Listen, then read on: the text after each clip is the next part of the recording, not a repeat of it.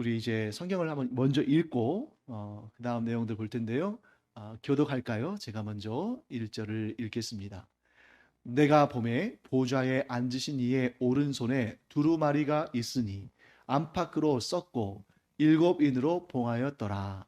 또 봄에 힘 있는 천사가 큰 음성으로 외치기를 누가 그 두루마리를 펴며 그 인을 떼기에 합당하냐 하니 하늘 위에나 땅 위에나 땅 아래에 능히 그 두루마리를 펴거나 보거나 할 자가 없더라. 그 두루마리를 펴거나 보거나 하기에 합당한 자가 보이지 아니하기로 내가 크게 울었더니 장로 중에 한 사람이 내게 말하되 울지 말라. 유대 지파의 사자 다윗의 뿌리가 이겼으니 그 두루마리와 그 일곱 인을 떼시리라 하더라. 내가 또 보니 보좌와 내 생물과 장로들 사이에 한 어린 양이 서 있는데 일찍이 죽임을 당한 것 같더라. 그에게 일곱 뿔과 일곱 눈이 있으니 이 눈들은 온 땅에 보내심을 받은 하나님의 일곱 영이더라. 그 어린 양이 나와서 보좌에 앉으신 이의 오른손에서 두루마리를 취하시니라. 그 두리마리를 취하심에 내 생물과 24 장로들이 그 어린 양 앞에 엎드려 각각 검은고와 향이 가득한 금대접을 가졌으니 이 향은 성도의 기도들이라. 그들이 새 노래를 불러 이르되 두루마리를 가지시고 그 인봉을 떼기에 합당하시도다. 일찍이 죽임을 당하사 각 족속과 방언과 백성과 나라 가운데에서 사람들을 피로 사서 하나님께 드리시고 그들로 우리 하나님 앞에서 나라와 제사장들을 삼으셨으니 그들이 땅에서 왕노릇하리로다 하더라. 내가 또 보고 들음에 보좌와 생물들과 장로들을 둘러선 많은 천사의 음성이 있으니 그 수가 만만이요 천천이라. 큰 음성으로 이르되 죽임을 당하신 어린 양은 능력과 부와 지혜와 힘과 존귀와 영광과 찬송을 받으시기에 합당하도다 하더라. 네, 우리 13절, 14절 함께 읽겠습니다. 내가 또 들으니 하늘 위에와 땅 위에와 땅 아래와 바다 위에와 또 그 가운데 모든 피조물이 이르되 보좌에 앉으신 이와 어린 양에게 찬송과 존귀와 영광과 권능을 세세토록 돌릴지어다 하니 내 생물이 이르되 아멘 하고 장로들은 엎드려 경배하더라. 아멘. 아멘. 네. 자, 요한계시록 4장과 5장이 세트라고 말씀드렸어요. 그래서 이 요한계시록을 우리가 차근차근 공부하다 보면 전체적인 그런 어떤 구도가 보이는데 요한계시록 1장은 나타나신 예수님. 누구에게 나타나셨습니까? 사도 요한에게. pat모섬이라는 곳에 유배되어 있던 복음을 전하다가 붙잡혀서 pat모섬이라는 작은 섬에 유배되어 있는 사도 요한에게 예수님께서 나타나셔서 계시의 말씀을 전하시는 그 내용이 이제 1장에 나옵니다. 그래서 거기에 예수님의 모습에 대해서 아주 자세히 설명을 하죠. 그리고 2장과 3장이 세트예요. 2장과 3장은 어떤 내용을 담고 있을까요? 일곱 교회, 소아시아 일곱 교회. 우리가 그 일곱 교회 외웠죠? 에서버, 두사빌라. 자, 순서대로 어떻게 되죠? 에베소 교회, 서머나 교회, 버가모 교회, 두아디라 교회, 사대 교회, 빌라델비아 교회, 라오디게아 교회. 이 일곱 교회에 대한 예수님의 평가가 담겨 있습니다. 그런데 예수님의 평가는 책망과 칭찬 두 종류였죠. 그래서 그 일곱 개 교회 중에서 칭찬은 하나도 못 듣고 책망만 받은 교회 두 교회가 있었죠. 어디입니까? 사대 교회와 라오디게아 교회. 또 책망만 받지 않고 칭찬만 받은 교회 두 군데 있었죠. 어디였습니까? 서머나 교회와 빌라델비아 교회. 그리고 오늘 오전에 주일 예배 시간에도 말씀드렸습니다만 예수님께서 어떤 사람들에게 상을 주신다고 말씀하셨죠? 이기는 자. 그러면 그 이기는 자는 어떤 자입니까? 그래서 마치 이 바울이 말하는 것처럼 운동장에서 다 다름질을 친다 할지라도 상 받는 이는 오직 한 사람이다 했을 때 그 한 사람이 이기는 사람이에요. 그러면 어떤 룰입니까? 예수님께서 어떤 룰을 정하셨으니까 승부를 가르실 거 아니에요? 그 이기는 자는 어떤 사람이었습니까? 끝까지 믿음을 지킨 자. 그러니까 여러분, 어떤 이는 막 마음에 평생 신앙생활을 하면서 그렇게 마음에 큰 돌을 하나 얹고 살 수도 있습니다. 예를 들면 이런 거죠. 내가 물질적으로 좀 풍성했으면 내가 해외에도 선교사한테도 좀 후원도 많이 하고 또 할 수 있으면 교회도 뭐 더 건축도 하고 또 많은 그러한 뭐 장학금도 내고 구제도 많이 하고 했으면 좋았을 텐데. 근데 내가 형편이 어려워서 못했어요. 그러면 그 평생의 짐이 되잖아요. 마음속에 나 하고 싶은데. 또 어떤 분은 태어나기를 좀 약하게 태어나서 예를 들어서 장애를 가지고 있다든지 아니면 몸이 너무 아프다든지 해가지고 내가 내 몸으로 좀 주님을 내가 주님의 손과 발이 되어서 섬기고 싶은데 그렇게 못하는 사람들 그게 평생의 한이 될 수 있잖아요. 그럼에도 불구하고 예수님께서 이기는 자가 어떤 사람이라고요? 끝까지 믿음을 지키는 자. 이 믿음이 그래서 중요한 겁니다. 왜냐하면 하나님께서 우리를 구원하실 때, 하나님께서 이 땅의 사람들을 구원하실 때, 만일 지식을 기본으로 해서, 지식을 관점으로 해서 구원을 하시느냐, 하지 않으시느냐를 결정하셨다면, 못 배운 사람, 또 공부머리가 없어서 공부 못한 사람, 또 배울 기회가 없었던 사람, 구원 못 받는 거 아닙니까?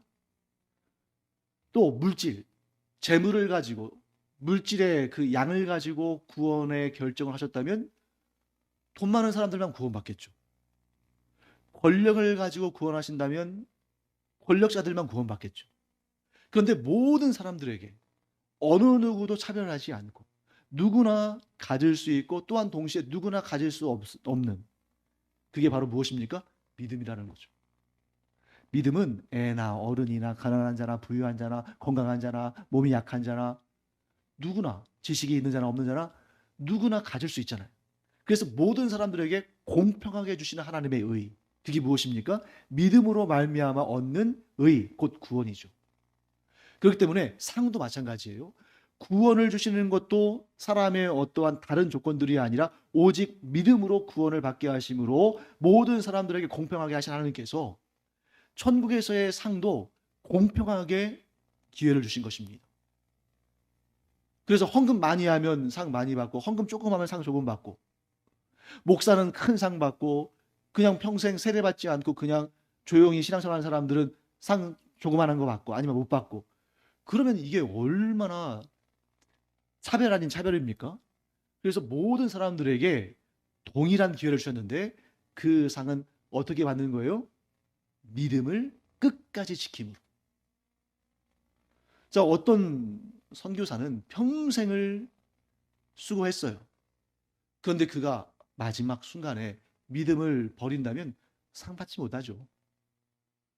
그러나 아무도 알아주지 않고 그저 뭐 직분도 없이 그냥 조용히 주님을 섬겼다 할지라도 그래서 지나고 보니까 뭐 이룬 일이 거의 없다 할지라도 그가 끝까지 믿음을 지켰다면 그는 승리의 면류관, 영광의 면류관, 가장 귀한 상을 받는다. 이게 바로 하나님의 방식이다. 그래서 여러분 예수님께서 이런 비유를 하셨습니다. 어떤 오늘날식으로 표현한다면 어떤 사장이 인력시장에 가가지고 일할 사람을 불러요. 그런데 예를 들어서 아침 8시부터 부르기 시작했어요. 근데 8시부터 부르고 또 10시에도 부르고 낮에 12시에도 부르고 오후 2시에도 부르고 일 다 끝날 때쯤에 오후 5시쯤에도 불렀어요. 그러고 나서 일을 시킨 다음에 이제 그 일당을 나눠주는데 오후 5시에 부른 사람한테 하루 일당으로 10만 원을 주는 거예요. 그러니까 앞서 와서 미리 일하던 사람들이 막 흥분이 되죠. 막 기대가 됩니다. 야, 1시간 일하는 사람도 10만 원이면 우리처럼 2시간, 4시간, 6시간, 8시간 일하는 사람은 야, 20만 원, 30만 원, 40만 원, 50만 원 받겠구나.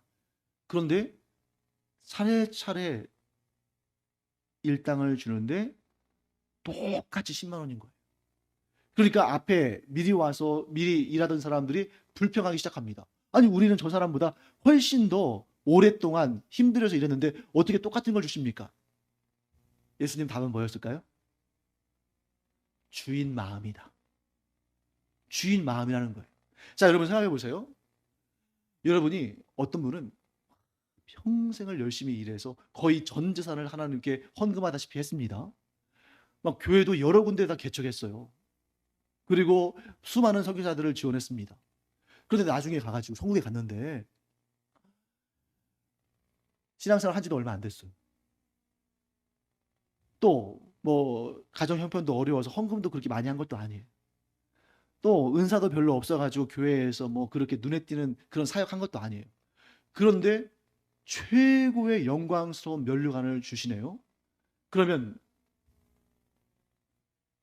그 사람을 보고 이런 마음 들 수 있잖아요.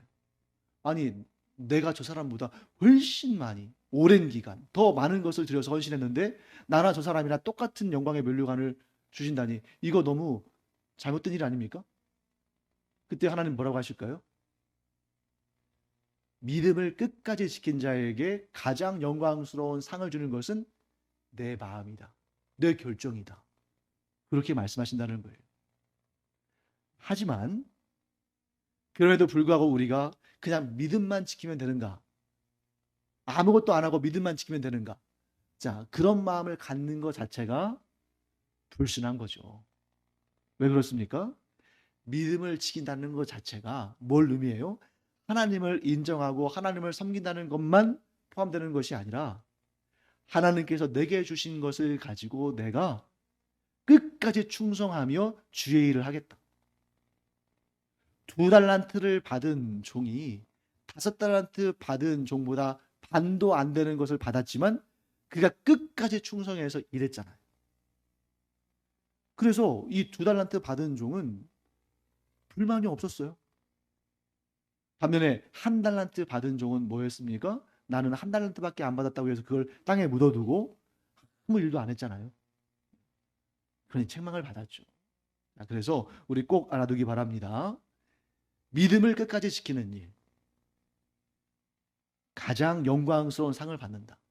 그런데 믿음을 끝까지 지키는 사람은 그냥 대충 신앙생활하는 사람이 아니라 하나님께서 내게 주신 모든 것을 총동원해서 주의 영광, 주의 나라를 위해서 일하는 사람이다. 이렇게 우리 또 정리하도록 하겠습니다. 자, 그래서 이제 요한계시록 2장과 3장은 교회 공동체에 주시는 예수님의 메시지, 소아시아 7교회 공동체를 통해서 우리에게 말씀하십니다. 그리고 요한계시록 4장과 5장은 천상의 교회 공동체. 자, 2장과 3장은 지상에 있는 아직도 여전히 영적 전투 가운데 있는 지상의 교회 공동체에 대한 말씀이라면 4장과 5장은 천상에 있는 교회 공동체의 모습을 보여주시는데 지상의 교회 공동체에게는 칭찬도 하시고 책망도 하시지만 아직 전쟁 중에 있으니까요. 반면에 천상에 있는 교회 공동체는 책망이 있다 없다? 없다. 왜? 완성된 완전한 교회 공동체니까. 그리고 지난 시간에 제가 말씀드렸죠. 4장은 성부 하나님에 대한 내용이고 오늘 우리가 공부하는 5장은 성자 하나님에 대한 내용이다. 자, 그리고 한번 잠깐 복습해 볼까요? 천상의 모습을 그리는데 이 모습을 2차원적인 상황이나 3차원적인 모습으로 보면 한계가 있다. 4차원적인 아주 종합적이고 입체적인 그런 모습으로 봐야 되는데 이 천상의 한 가운데 한 중심에는 보좌가 있고 그 보좌에 앉으신 분이 누구예요? 성부 하나님이시다. 그리고 그 보좌를 둘러서 자, 그러면 보좌에서 가장 가까운 곳에 있는 존재가 어떤 존재일까요? 자, 24장로들일까요? 아니면 네 생물들일까요? 네 생물들이에요. 소개가 되기는 24장로가 먼저 소개되지만 24장로들과 성부 하나님 사이에 네 생물이 있어요. 그 네 생물은 스랍 혹은 우리가 그 성경에 보면 이사야서나 또 에스겔서에 나오는 그러한 천사들이에요. 특별한 천사들, 그룹이나 스랍이라고 불리는 그러니까 뭐 좀 이름은 다를지 모르지만 그 생물, 네 생물은 가장 가까이에서 하나님을 섬기고 모시는 그러한 천사들. 그리고 그 바깥으로 24장로들. 24장로들은 12 더하기 12. 즉 구약을 대표하는 믿음의 사람들, 또 신약을 대표하는 믿음의 사람들 24, 10이라는 완전수 더하기 10이라는 완전수죠. 즉 이 땅에서 구약의 시대와 신약의 시대, 그 모든 시대를 아우르는 믿음의 사람들의 대표들. 그러니까 24장로들 가운데는 우리도 포함되어 있는 겁니다. 우리를 대표하는 그런 존재들이니까요. 그들이 있고 그 바깥으로 수많은 천사들, 또 그 바깥의 큰 원으로 이 땅의 이 세상의 모든 피조물들, 이렇게 동심원적인 구조를 가지고 있다고 지난 시간에 말씀을 드렸죠. 그리고 그들이 하는 것은 딱 한 가지. 하나님께 찬양을 드리고 예배하며 기쁨과 감격을 누리고 있다. 자, 그리고 이제 오늘 5장으로 와보겠습니다. 5장은 구속주, 어린 양, 예수 그리스도에 대한 내용으로 채워져 있습니다. 자, 성부 하나님과 성자 하나님을 연결하는 고리가 등장해요. 자, 1절 말씀 보시면 내가 봄에 보좌에 앉으신 이의 오른손에. 자, 보좌에 앉으신 이가 누굽니까? 자, 하나님이면 다 정답인데 좀 구체적으로 우리가 본다면 성부 하나님. 보좌에 앉으신 분은 성부 하나님이셔요. 보좌에 앉으신 성부 하나님의 오른손에 뭐가 있었다고요? 두루마리가 있었다. 여러분, 두루마기와 혼동하시면 안 돼요. 네.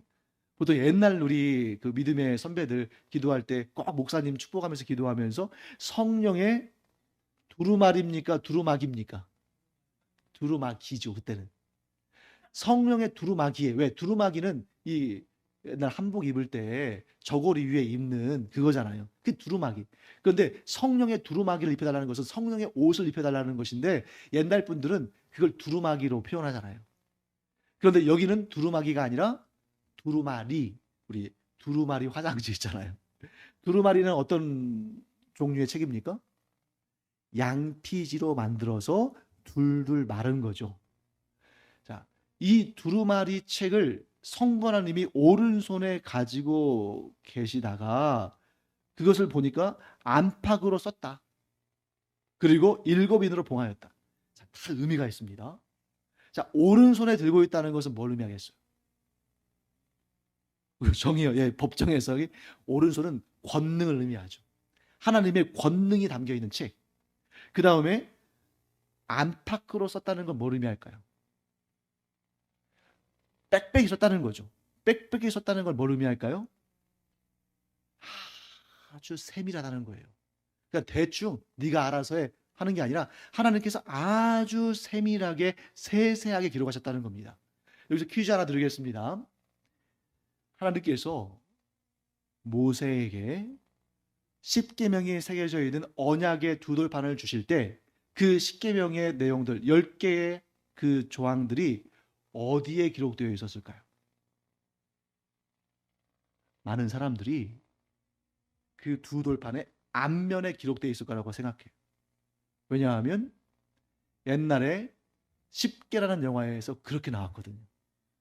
10개라는 영화를 보면 막 갑자기 막 모세가 이렇게 있고 두 돌판이 이렇게 있으면 시내산에서 갑자기 하늘에서 막 번개 같은 게 막 내리쳐가지고 막 하고 생기잖아요. 그런데 제1은 막 하면서 막 제2는 하면서 쫙 나오거든요. 그런데 다 이렇게 두 돌판에 이렇게 각각 이렇게 앞면에 새겨지는데 성경을 보면 어떻게 되어 있냐면 그 앞뒷면에 기록되어 있다고 되어 있어요. 그렇죠. 고증이 안 된 거예요. 그래서 제가 한 번은 그 유학을 갔을 때 그 교수님, 꽤 유명한 교수님이거든요. 그분이 그렇게 설명하더라고요. 이게 두 돌판에 앞면에 기록했다고. 그래서 제가 끝난 다음에 가가지고 성경책을 들고 성경에는 그렇게 기록되어 있지 않다. 앞뒷면에 기록되어 있다고 했다니 그분이 깜짝 놀라시더라고요. 내가 지금까지 성경을 그렇게 많이 봤는데도 이제야 보게 됐다고. 성경을 우리가 그냥 좀 그냥 헐뜯이 보다 보면 원래 성경의 뜻과는 다르게 알고 있을 때가 많아요. 저도 그럴 수도 있습니다. 여러분들 꼼꼼하게 보는 필요가 필요해요. 자, 왜 하나님께서 그 언약의 두 돌판에 앞뒷면에 그 10개의 계명을 쓰셨을까요? 완전한 하나님의 계명. 완벽한 하나님의 계명. 완전함. 완벽함을 의미하는 거죠. 앞뒤면에 섰다. 그렇기 때문에 이 두루마리 책의 안팎으로 기록되어 있다는 것은 뭘 의미하냐면 더 추가할 것도 없고 더 뺄 것도 없다. 그래서 요한이 뭐라고 말합니까? 이 책에 기록된 말씀에서 한 자라도 더하거나 빼면 하나님께서 이 책에 기록하신 모든 저주를 그에게 내리시기를 원한다. 그래서 여러분, 성경에서는 뭘 하나 뺄 것도 없고 넣을 것도 없어요. 근데 요즘에는 빼는 것보다 넣는 게 더 많은 것 같아요. 빼는 게 많은 시대가 있었습니다. 그 시대는 언제였냐면 18세기, 19세기 자유주의 신학이 유행할 때. 자유주의 신학이 유행할 때 이 사람들이 신학적인 용어로 종교학적인 언어로 비신화 작업을 했어요. 비신화 작업이 뭘까요? 성경에서 신화적인 요소를 싹 빼내야 한다는 거예요. 예를 들면 복음서에서 예수님께서 무리를 걸으셨다거나 작은 물고기 2마리와 보리떡 5개를 가지고 5,000명 이상을 먹이셨다거나 뭐 바람과 뭐 풍랑을 잠잠케 하셨다거나 물을 포도주로 만드셨다거나 이런 거 다 빼야 한다고 생각했어요. 그런 거는 사실이 아니고 그것은 다 신화적인 요소들이다. 남는 건 뭐밖에 없을까요? 산상수훈. 이런 거밖에 안 남는 거예요. 그렇기 때문에 여러분 18세기, 19세기의 그 자유주의 신학의 시대에는 막 사람들이 성경에서 막 뭘 빼냈어요. 막 그런 기적이랄지 놀라운 역사를 빼냈어요. 그런데 요즘에는 막 거기다 집어넣어요. 뭘 집어넣을까요? 자기 생각과 자기 이론과 자기 이름. 그래서 자기를 메시아라고 만들기 위해서 막 이런 내용들을 막 이용해요. 그래서 모 사이비 교주, 성은 말씀 안 드릴게요. 이름이 상홍이에요. 근데 그 상홍이 검은고라는 의미래요. 검은고? 그러면서 자기가 성경에 계시되어 있다는 거예요. 예언되어 있다. 어디? 자, 찾아보세요. 오늘 본문에. 어디에 나와 있습니까?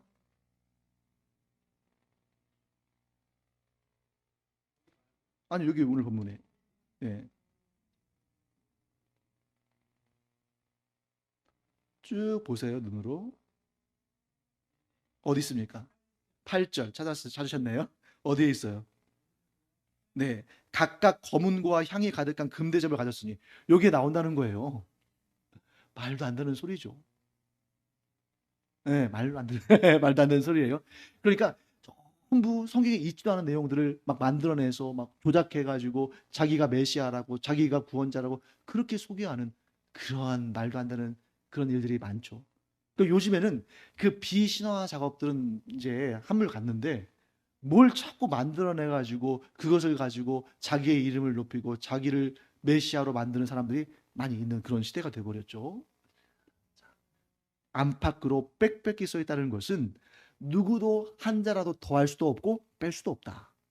그런데 일곱 인으로 봉하였다. 여러분 일곱도 나왔죠. 일곱. 일곱은 어떤 완전수예요? 하나님께서 정하신 것. 그래서 누구도 바꿀 수 없는 것. 이는 뭡니까? 도장이죠. 그런데 오늘날 우리는 도장을 어떤 용도로 쓰죠? 계약하거나 증명하거나 할 때 쓰잖아요. 이 고대 시대에는 도장을 어떤 용도로 썼을까요? 봉인하는 거죠. 그래서 예를 들면 이런 겁니다. 납 같은 거 있잖아요. 납은 녹는 점이 낮기 때문에 이렇게 뭐 촛불이나 이런 데 이렇게 호롱불이나 이런 데 놓으면 금방 액체로 변해요. 그것을 따른 다음에 문양을 그러니까 문양이 새겨져 있는 무슨 도장 같은 걸 가지고 꾹 눌러요. 그러면 마치 촛농이 이렇게 굳듯이 굳어요. 그러면 나중에 이 봉인이 떨어져 있잖아요. 그럼 누가 그것을 봤다는 거예요. 그래서 그 문서는 효력을 상실해. 그래서 우리가 이제 제가 우리나라는 그런 걸 잘 안 하는데 뭐 유학을 준비한다거나 그럴 때 보면 그 교수한테 추천서를 받거든요. 그런데 우리나라 학생들은 추천서를 받을 때 어떤 식으로 하려고 하냐면 교수한테 가서 추천서를 받아가지고 자기가 그것을 갖다 내려고 해요. 근데 그렇게 하면 안 돼.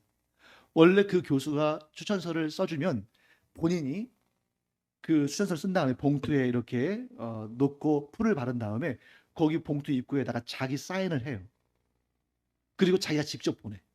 그럼 그 학교에서는 그걸 받은 다음에 그 봉투를 받는데 이 봉투가 훼손된 흔적이 있으면 그 추천서는 무효예요. 이게 이제 봉인인 것이죠.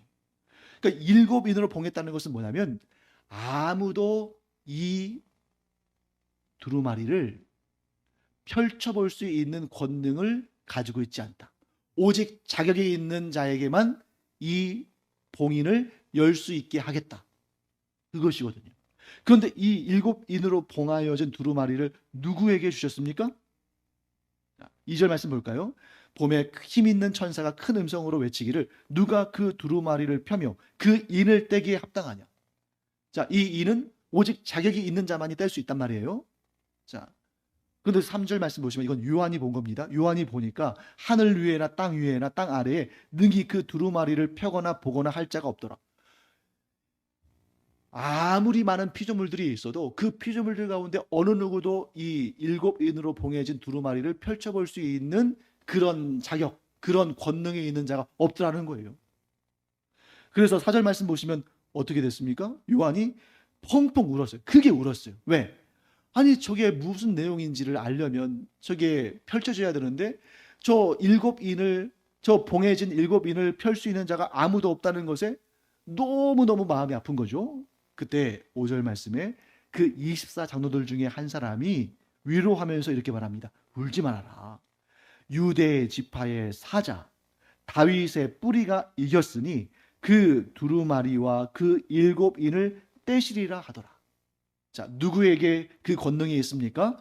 유대 지파의 사자 다윗의 뿌리.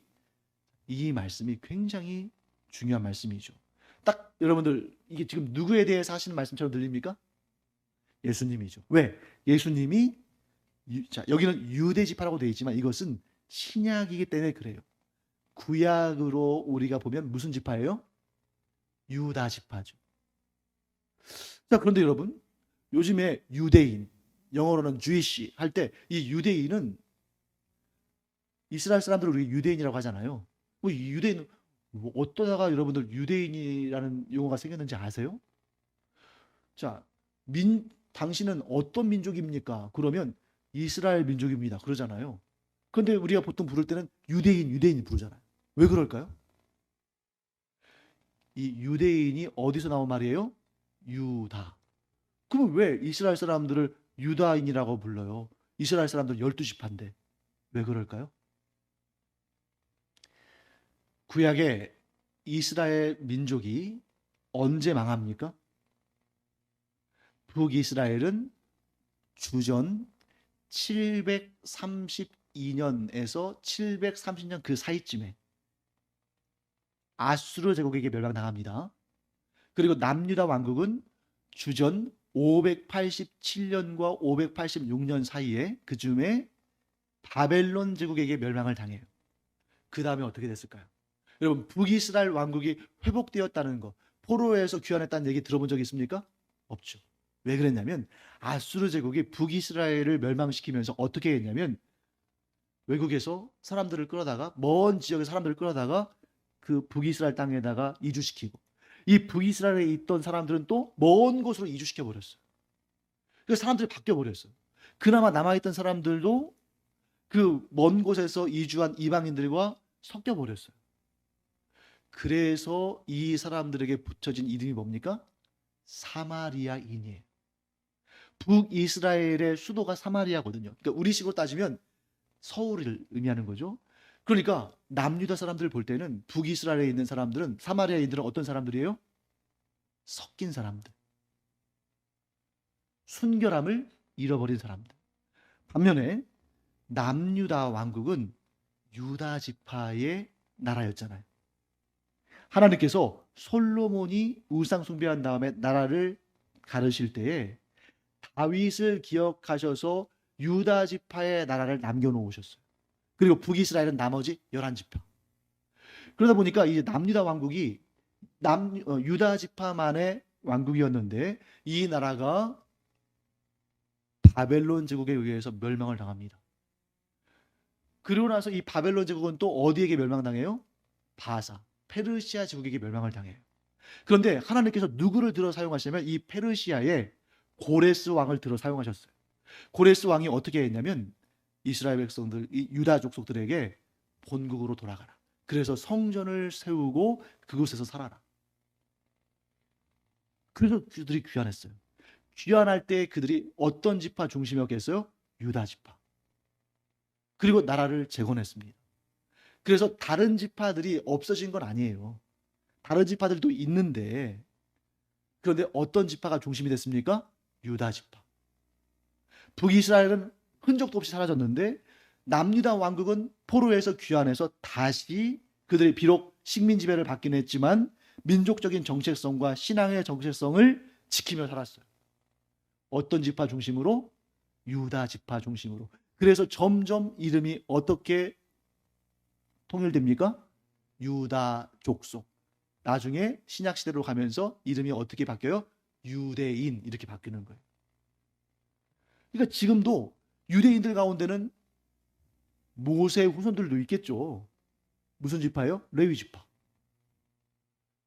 또 뭐 기드온의 후손들도 있을 것이고 베냐민의 후손들도 있을 것이고 다양하게 있지 않겠습니까? 그렇지만 이름은 뭐라고 불려요? 유대인. 그래서 유다 지파가 왕권을 진 거예요. 모든 이스라엘 백성들을 대표하는 이름을 갖게 됐으니까. 자, 그러면 왜 유다 지파의 사자라는 표현을 들었는가? 여러분, 여기에서 사자라는 것은 어떤 사자일까요? 자, 우리 메신저, 사신, 또 뭐 이런 사람도 사자라고 부르잖아요. 그걸까요? 아니면 라이언 사자일까요? 메신저일 것 같죠? 그러나 답은 라이언입니다. 자, 왜 그러냐면 유다 지파의 사자라는 표현은 상징적인 표현이에요.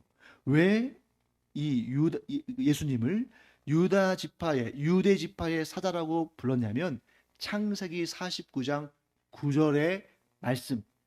자, 여러분들이 딱 눈치를 채셔야 돼요.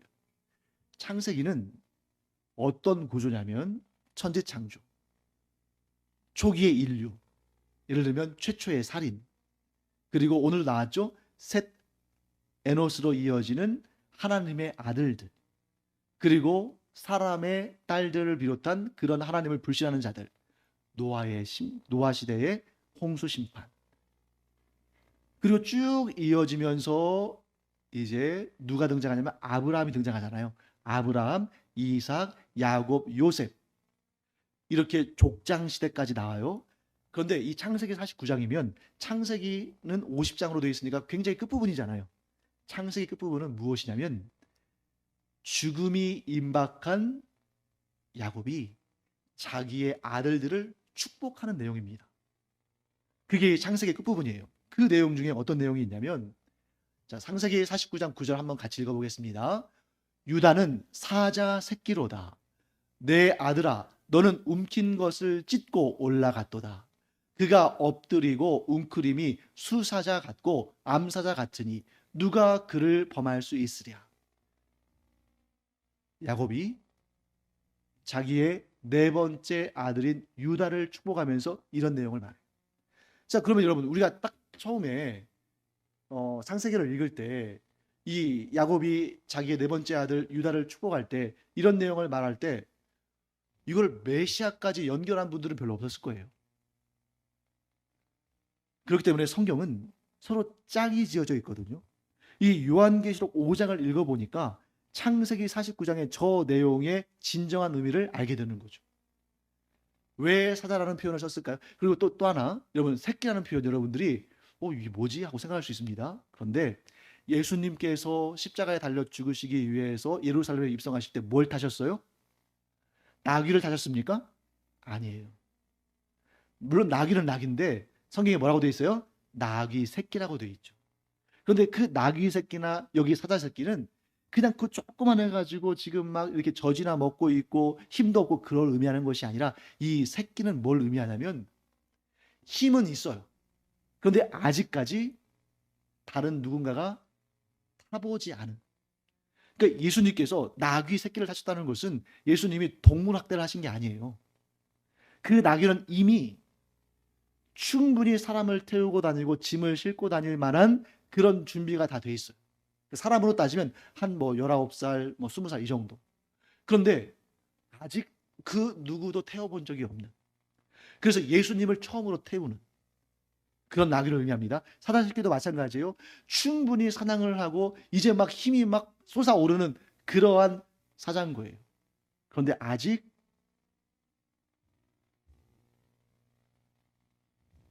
결혼하지 않은, 아직 번식하진 않은 그런 존재이기 때문에 예수님을 의미하는 것입니다.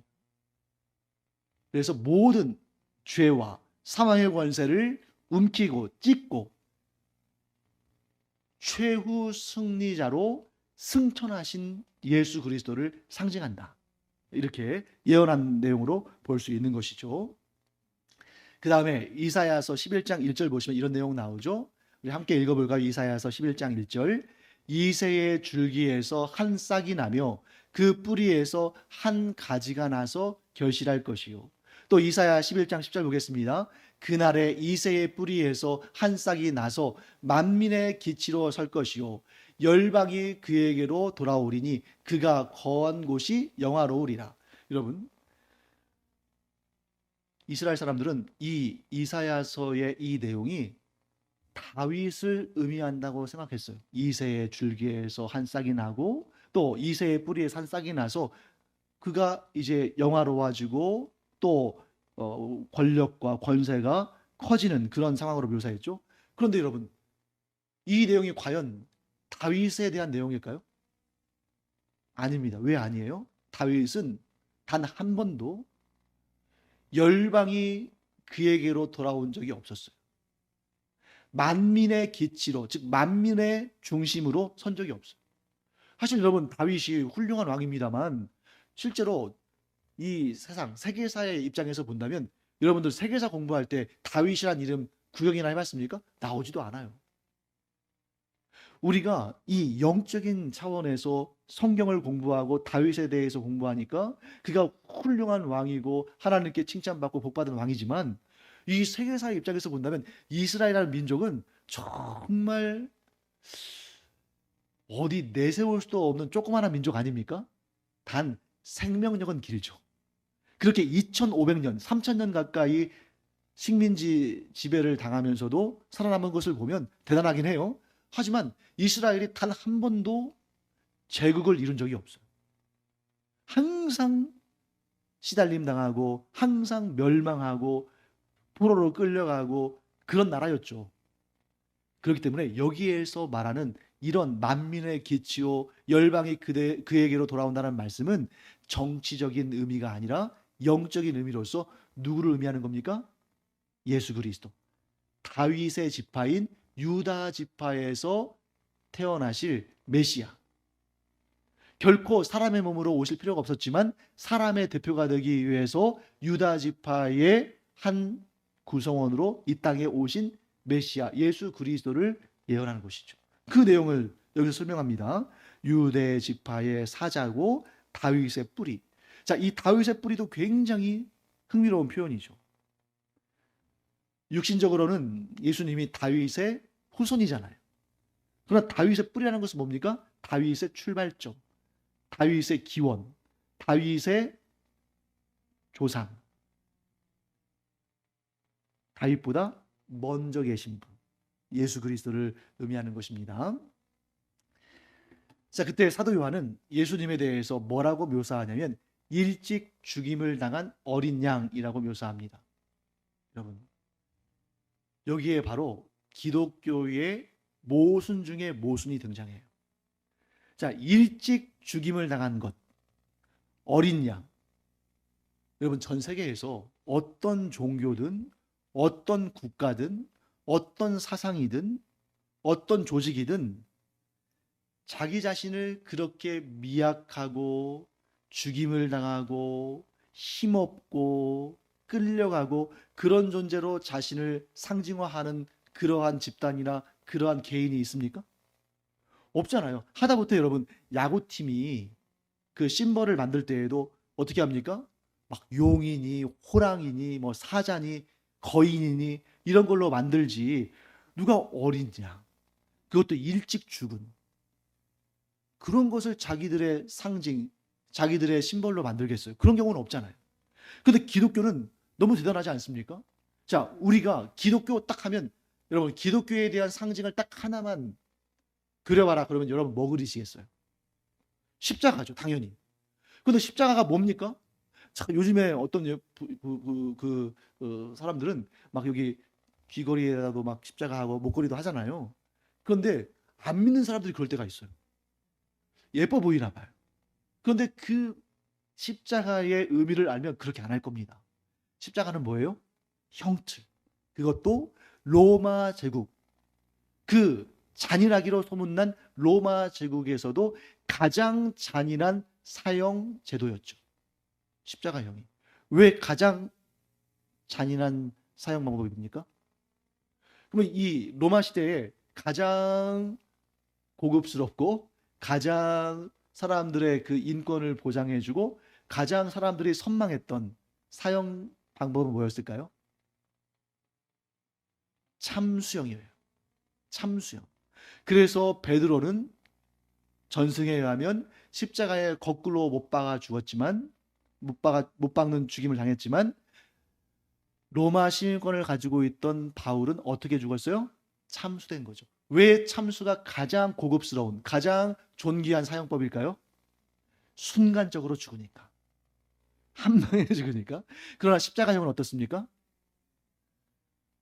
예수님은 성경에 예언된 대로 그 다리가 꺾이지 않고 어린 양으로서 죽임을 당하시기 위해서 몇 시간 안 돼서 돌아가신 것이지, 보통은 십자가형은 짧게는 일주일, 길게는 한 달도 가요. 왜 그럴까요? 못을 박잖아요, 십자가에. 못을 박는다는 것은 뭘 의미합니까? 피가 나오는 구멍을 막은 거예요. 못을 박았기 때문에 피가 나기도 하지만 피가 콸콸콸 흐를 수 있는 가능성을 막아버린 거죠. 못이 막고 있잖아요. 그래서 여러분 가끔가다 의학 드라마 같은 걸 보면 막 이런데 막 창이나 무슨 뭐 칼이나 무슨 뭐 파이프나 이런 게 그 관통당해서 온 환자들이 있으면 그거 함부로 뽑지 못하게 하잖아요. 왜 그럴까요? 그렇죠. 그거 뽑는 순간에 피가 확 왈칵 쏟아져 가지고 과다출혈로 죽으니까. 그러니까 병원으로 옮길 때가 어떻게 해요? 칼이 꽂힌 상태로 가잖아요. 그래서 다 수술할 준비를 한 다음에 그걸 조심스럽게 뽑고 이제 지혈을 시키는 거죠.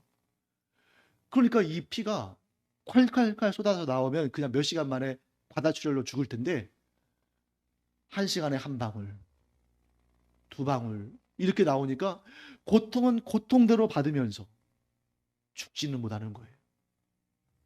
그런데 왜 예수님의 양쪽에 있었던 그 강도들은 왜 갑자기 죽었을까요? 다리를 꺾었거든요. 다리뼈를 꺾었어요. 다리뼈를 꺾으면 왜 갑자기 죽을까요? 자, 이렇게 못을 박혀 있잖아요. 그 상태에서 다리뼈를 꺾으면 몸이 어떻게 되겠어요? 쭉 늘어지겠죠. 그러면서 횡격막이 올라가면서 호흡을 막아버려요. 그게 과다출혈을 죽는 것이 아니라 질식해서 죽는 거예요. 몸이 처지면서. 자, 로마 시대의 최악의 사형 틀, 그것을 상징으로 삼고 메시아라고 이렇게 사랑하고 존경하고 하는데 그분이 일찍 죽임을 당한 어린 양이래요. 어느 누구도 어떤 단체도 그렇게 가장 연약하고 가장 저주스러운 죽임을 당한 자를 그렇게 따르진 않겠죠.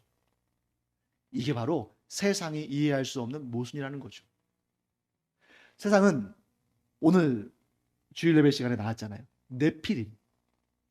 다른 말로 용사. 자, 네피림과 용사들이 이 땅에 창궐해 있다는 것은 뭘 의미합니까? 서로 죽이고 죽임을 당하고. 그래서 죽이는 자가 승리하는 세상이기 때문에 네피림이 명성을 얻는 거예요.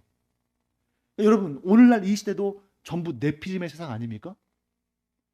푸틴이, 또 뭐 이스라엘의 네타냐후가, 또 미국의 트럼프가 전부 사실은 이 전쟁을 일으키고 또 전쟁에 대해서 막 이렇게 책임감이 있어야 될 사람들이 그냥 막 자기들의 영광을 위해서, 자기들의 입지를 위해서 막 전쟁 일으키고 사람 죽이고 막 하잖아요.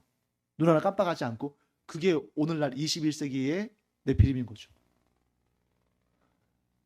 그렇게 죽이는 자가 승리하는 세상인데 하나님은 누구를 통해서 구원의 역사를 이루십니까? 일찍 죽임을 당한 어린 양을 통해서. 즉 하나님의 역사는, 하나님의 승리는 희생과 헌신으로 이루어진다. 교회 공동체는 다스리는 자들을 통해서가 아니라 이름도 없이 빛도 없이 섬기는 자들을 통해서 이루어진다. 그리고 여러분들이 지금 그 소중한 시간들을 주님께 내어드리고 또 소중한 물질을 주님께 내어드리고 또 여러분들의 관심과 에너지와 재능과 은사와 이런 것들을 주님께 내어드릴 때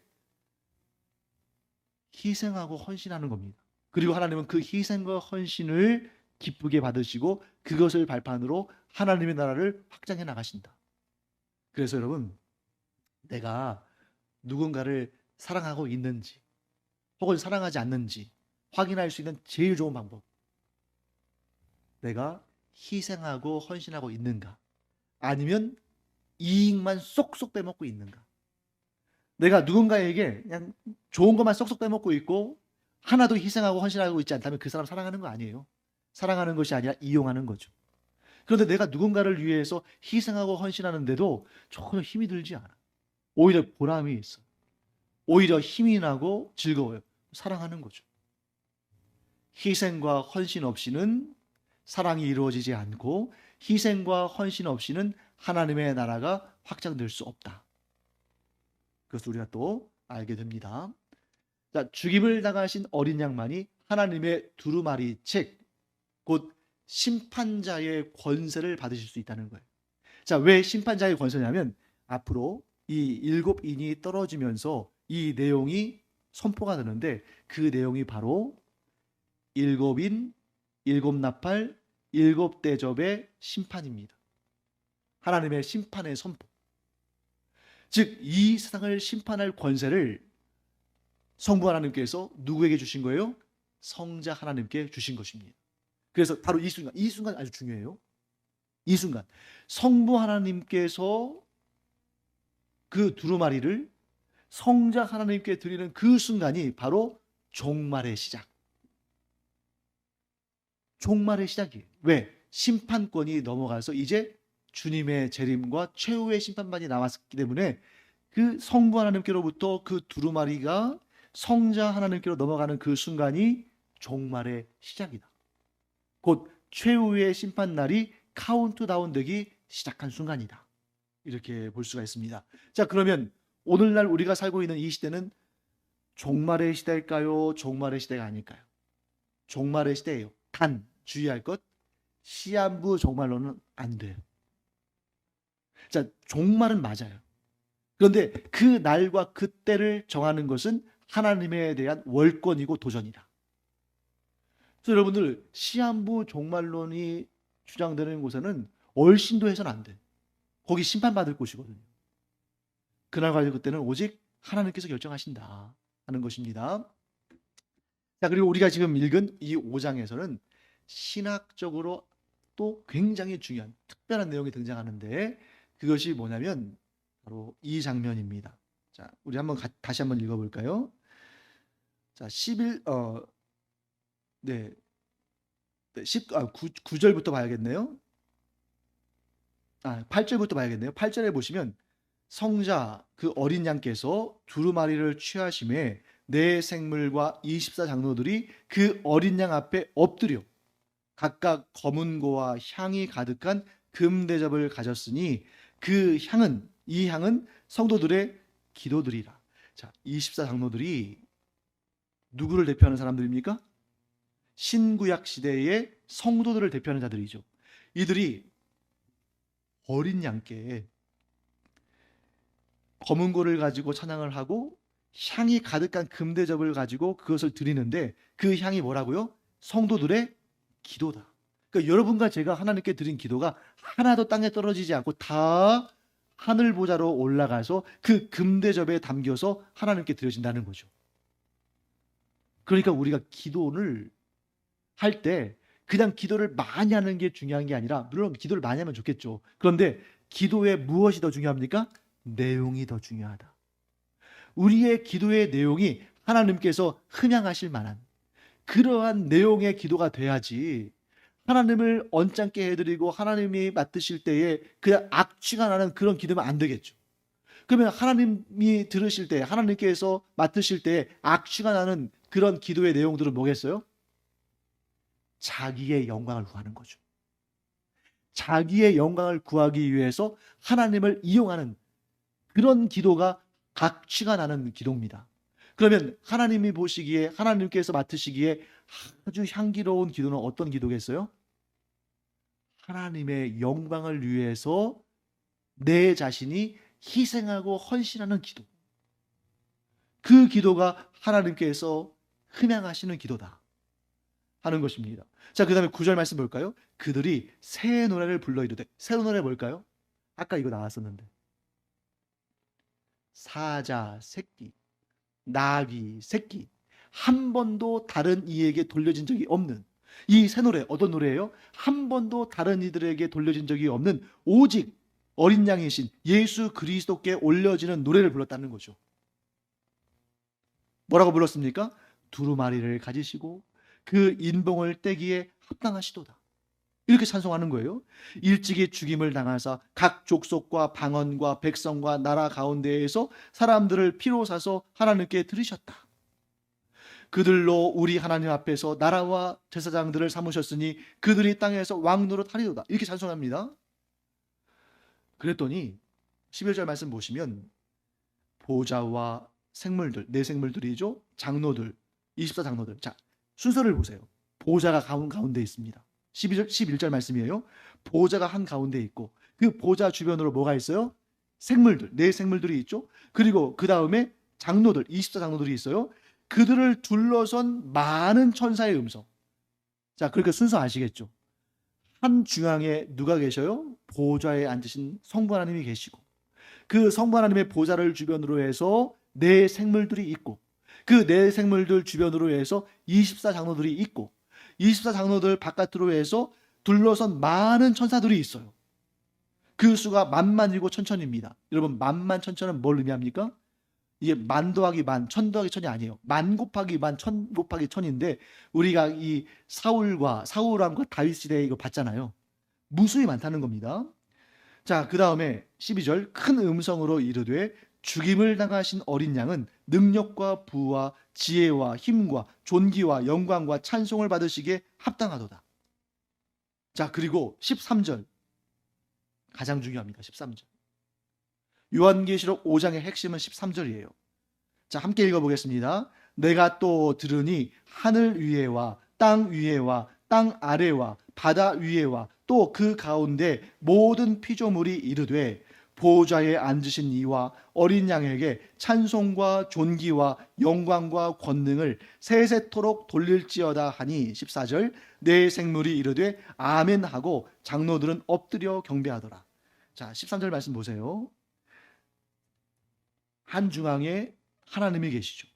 그 다음에 네 생물이 있었죠. 그 다음에 24장로들이 있었죠. 그 바깥으로 천사들이 있었죠. 많은 수의 천사들이 있었죠. 그리고 13절 말씀 보세요. 그 바깥으로 하늘 위에와 땅 위에와 땅 아래와 바다 위에와 또 그 가운데에 있는 모든 피조물들이 완성됐습니다. 하나님의 주권이 펼쳐지는 세계는 이런 세계예요. 하나님, 네 생물, 즉 스랍 혹은 그룹이라고 불리는 천사들, 그 다음에 24장로, 모든 신구약 모든 시대의 성도들의 대표들, 그 다음에 천사들, 수많은 천사들, 그 다음에 온 세상 모든 만물, 피조물들, 이 모두가 찬양을 하는데, 가장 놀라운 사실은 뭐냐면 그 내용이에요. 13절 중간 보세요. 보좌에 앉으신 이와 어린 양에게 찬송과 존귀와 영광과 권능을 세세토록 돌릴지어다. 여러분, 이게 신학적으로 굉장히 중요한 부분입니다. 왜냐하면 성부 하나님과 성자 하나님이 동일한 선상에서 찬양을 받으시는 거예요. 놀랍지 않습니까? 자, 여러분, 이런 게 있죠. 어떤 사람이 어떤 모임에 갔어요. 예를 들어서 이제 대학 모임이라고 해보죠. 그 대학 교수들의 모임인데 그 대학 교수들이 모임을 하는 자리에 갔는데 총장이 앉아 있어요. 그 옆에 학장이 앉아 있어. 그리고 또 교수들도 앉아 있겠죠. 누구한테 인사해야 됩니까? 총장한테. 또 심지어 요즘에는 이제 그게 많이 흐려졌는데 압존법이라고 해가지고 이런 거 있죠. 높은 사람, 제일 높은 사람이 있으면 그분한테 옆에 있는 사람을 말할 때 내가 비록 그 사람보다 아랫 사람이어도 그 사람에게 님자 붙이지 않아요. 왜? 더 높은 사람한테 말하는 거니까. 그래서 조선시대 때도 왕이 계시는데 왕이 있고 영의정 좌의정 있잖아요. 영의정 좌의정한테 인사하면 돼요, 안 돼요? 안 돼요. 누구한테만 절해야 돼요? 왕한테만. 왜? 그 방 안에 왕이 있으니까. 그 방 안에 가장 높은 분에게 인사하고 나머지는 그냥 인사 안 해야 돼요. 그게 가장 높은 자가 있을 때 지킬 예의예요. 근데 보세요. 성부 하나님께만 영광 올려드리는 것이 아니라 보좌에 앉으신 성부 하나님과 어린 양, 성자 예수님께 동일한 찬송과 존귀와 영광과 권능이 세세토록 있을 것이라고, 돌릴 것이라고 찬양하고 있잖아요. 뭘 의미합니까? 성부와 성자가 동일한 신적 본질을 가지고 계신다. 동등한 위엄과 능력을 가지고 계신다. 단 차이가 있다면 성자가 성부께 영광을 올려드리는 거죠. 성부는 성자에게 영광을 올려드리는 건 아니에요. 권능과 영광을 주시는 거죠. 하지만 중요한 것은 무엇입니까? 사람의 아들이 사람인 것처럼 하나님의 아들이 하나님의 동일한 신적인 본질과 위엄과 능력을 가지고 계신다는 거예요. 그럼에도 불구하고 끊임없이 성자 하나님은 성부 하나님께 영광과 결정권을 올려드리죠. 이러한 구도를 우리가 좀 알아야 됩니다. 자, 그 다음 볼까요? 6절을 보시면 사도 요한이 어린 양의 모습을 묘사하는데 뭐라고 묘사하냐면 그에게 7 뿔과 7 눈이 있으니 이 눈들은 온 땅에 보내심을 받은 하나님의 7 영이더라. 자, 요한계시록에 나오는 특정한 수들은 반드시 상징으로 해석해야 됩니다. 그 대표적인 숫자가 뭐였어요? 7이었죠. 자, 어린 양의 모습을 묘사하는데 그에게 7 뿔이 있대요. 이거를 문자 그대로 해석하면 얼마나 괴기스럽습니까? 어린 양 자체도 사실은 상징이잖아요. 근데 어린 양에게, 뿔도 없는 어린 양에게 뿔이 7개가 있대요. 다 상징인데 7뿔. 7은 뭘 의미하죠? 완전수잖아요. 완전한 그 뿔. 여러분, 뿔. 특히 요한계시록에서 여러분들 뿔이 자주 나오는데 뿔은 2가지의 서로 상이한 케이스로 해석할 수 있기 때문에 여러분들이 그 문맥에서 어떤 의미로 해석되는지를 명확히 알아야 돼요. 첫째, 뿔은 나쁜 의미가 있죠. 나쁜 의미. 예를 들면 사탄의 뿔. 그런 악한 나쁜 의미가 있어요. 그런데 또 하나는 능력과 권위, 권세, 이런 의미가 있습니다. 자, 왜 이렇게 표현이 되냐면 사슴을 생각해 보세요. 사슴. 자, 한 무리의 사슴떼가 쭉 있습니다. 그런데 그 사슴떼 가운데 어떤 사슴이 우두머리인지를 뭘 보면 알 수 있을까요? 뿔의 크기를 보면 알 수 있는 거예요. 가장 크고 가장 아름다운, 가장 강해 보이는 뿔을 가진 사슴이 우두머리인 거죠. 권능, 권세를 의미해요. 반면에 이번에는 염소의 뿔을 한번 생각해 보세요. 여러분들 시골에서 자라신 분들 계실 테니까 염소는 시도 때도 없이 막 머리 박고 막 그러잖아요. 그때 그 뿔을 가지고 상처를 내거든요. 그런 뿔 뭡니까? 사탄의 뿔과 같이 치고 받고 싸우는 그런 뿔이기도 하죠. 자, 그렇다면 예수님께 7 뿔이 있다는 것은 뭘 의미할까요? 하나님의 권세, 하나님의 권능이 그분에게 있다 하는 걸 표현합니다. 자, 그 다음에 7 눈. 자, 어린 양에게 7개의 눈이 박혀 있다. 얼마나 괴기스러워요.